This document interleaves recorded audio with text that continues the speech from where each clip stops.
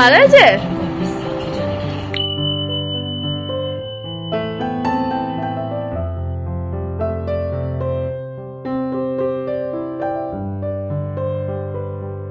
Good morning guys, welcome to my new blog. আশা করি তোমরা সবাই ভালো আছো। তো কদিন ধরে যা গরম পড়েছে বাবারে, আর থাকতে পারছি না।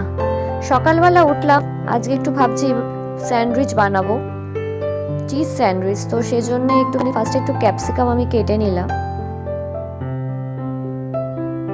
তো এর মধ্যে একটুখানি বাটার লাগিয়ে নেবো।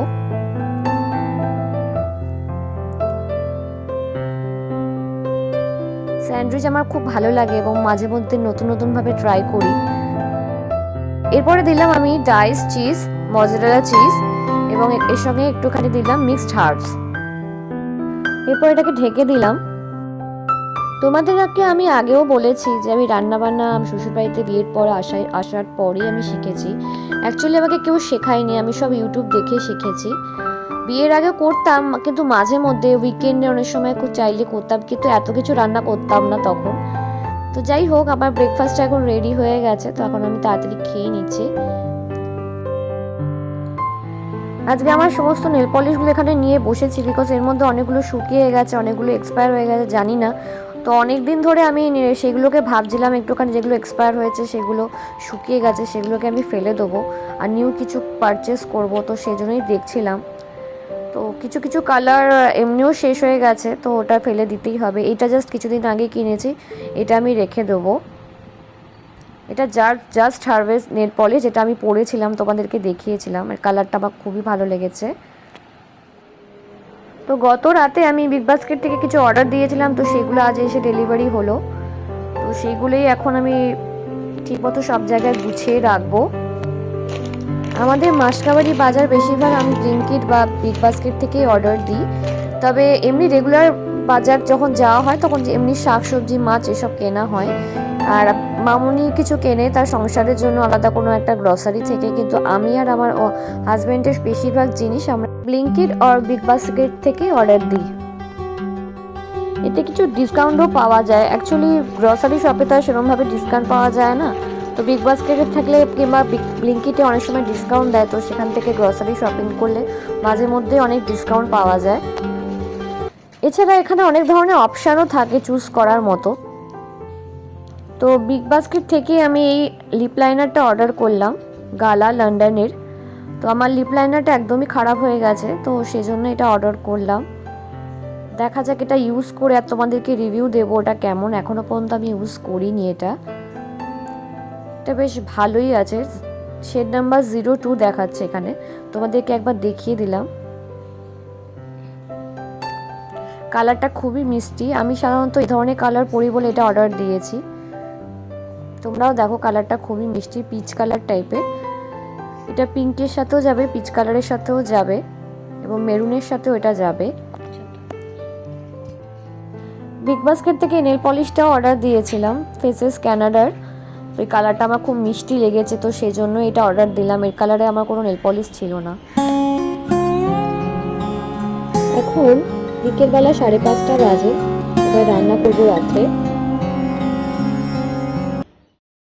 তো আজ রাতে আমার একটু চাইনিজ বানাচ্ছি আমি। অ্যাকচুয়ালি আমার খুব চাইনিজ খেতে ইচ্ছা করছিল, কদিন ধরে আমার খুব চাইনিজ খেতে ইচ্ছা করছে। তো আজকে আমি বানাচ্ছি প্রন মাঞ্চুরিয়ান, আর তার সাথে আছে street style fried rice. Actually বাড়িতে অনেক প্রন ছিল, তাই ভাবলাম প্রন দিয়ে কী করা যায়। তো ভাবলাম প্রন মাঞ্চুরিয়ান ট্রাই করি। এটা আমি আজকে নিউ ট্রাই করব, এর আগে করিনি। আমি চিকেন মাঞ্চুরিয়ান করেছি, তো এই সেম স্টাইলেই আমি প্রন মাঞ্চুরিয়ানটা করব। সকালবেলায় আমি প্রনটাকে ভালোভাবে ম্যারিনেট করে রেখেছিলাম। সয়া সস, একটা এগ, তার সঙ্গে একটু চালের গুঁড়ো এবং তার সঙ্গে গোলমরিচ গুঁড়ো, নুন, এসব দিয়ে আমি ভালোভাবে ম্যারিনেট করে রেখে দিয়েছিলাম। তো এখন সেটা ভেজে নিলাম। নর্মাল যে পদ্ধতিতে চিকেন মাঞ্চুরিয়ান করে সেই সেম পদ্ধতি আমি 3 রকম সস দিয়ে, চিলি সস, সয়া সস এবং টমেটো সস দিয়ে ভালোভাবে পেঁয়াজ আর ক্যাপসিকামগুলোকে ভালোভাবে নাড়িয়ে নিলাম। এবার একটু রসুনও দিয়েছি, তাতে রসুন কুচি, এবং তারপরে সেটা প্রনগুলোকে ভালোভাবে এর মধ্যে আমি একটু মিক্সড করে নেবো। ব্যাস, এটা হয়ে গেল। তো এখন আমি ফ্রাইড রাইসটা বানাচ্ছি। কড়াইতে একটুখানি প্রথমে বাটার দিলাম এবং তার সঙ্গে দিলাম একটু অয়েল। এবারটা ডিম ফাটিয়ে এর মধ্যে দিয়ে দিলাম এরপর এটাকে একটু স্ক্র্যাম্বল করে নেবো। ভিডিওটা একটু শর্টে দেখাচ্ছি, সেই জন্য একটু ক্ষমা করবেন, না হলে খুব লং ভিডিও হয়ে যেত। তো একটা স্ক্র্যাম্বল করে নিয়েছি। এবার আমি এর মধ্যে পেঁয়াজ দিয়ে দিলাম। এরপর একে একে সমস্ত ভেজিটেবলসগুলো এর মধ্যে দিয়ে ভালোভাবে মিক্সড করে নেব। আমি রসুনটা পরে দিলাম, আর একটুখানি রসুন বাটাও ছিল অনেকদিন ধরে পড়ে, তো সেটাও দিয়ে দিলাম এর মধ্যে। এটা অপশনাল আছে, তোমরা চাইলে নাও দিতে পারো। এরপর আমি এর মধ্যে বাঁধাকপির পাতা দিয়ে দিলাম এবং ক্যাপসিকামও দিয়ে দিলাম। ব্যাস এগুলোকে একটু ভালোভাবে হাই ফ্লেমে নাড়াতে হবে স্মোকি ফ্লেভারটার জন্য। এরপর এর মধ্যে পরিমাণ মতো নুন দিয়ে দিলাম। এরপর ভিজে রাখা রাইসটাও এর মধ্যে দিয়ে দেবো এবং ওপর থেকে একটু গোলমরিচ দিয়ে দিব এবং তার সঙ্গে সয়া সস, একটু ভিনিগার, একটু চিলি সস, এগুলোকে সব কিছু দিয়ে ভালোভাবে মিক্সড করে নেব। এবার খালি আমি ওপর থেকে বাঁধাকপির পাতা ছড়িয়ে দেবো। ব্যাস এটা রেডি হয়ে গেছে।